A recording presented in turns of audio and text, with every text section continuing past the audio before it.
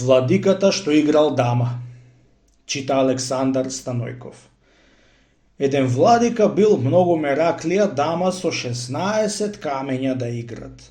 И ѓаконот што го имал па уште помераклија бил од владиката. Бидејќи такви обата биле, дење ноќе дама играле. Една вечер беа се заватиле да играат, санот што играле и пак не можеле да се ендисаат, бидејќи обата биле мајстори. Ни тој паѓал, ни тој. Играчката му излегувала на Каим, демек од двете страни точно камење. Утрото било празник, па требало владиката да служи црква, чонќе имало неколку еснафи што си имале храм тој празник. Ошле попоите кај владиката да го земат, како што му е татетот од Митрополија, и кога ошле, го нашле уште дама кај си играле со ѓаконот.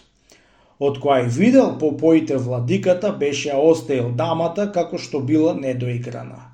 Ѓаконот беше и донесол камењата за дама да излезит, а владиката беше и носел за Каим, и така ја оставиле дамата, да после в црква беа пошле и влегле во служба. Дошол ѓаконот пред владиката со свети путир за да му речит: архиерејството твое да помјанет Господ. Наместо тоа да го речит, беше рекол: дама излего света владико.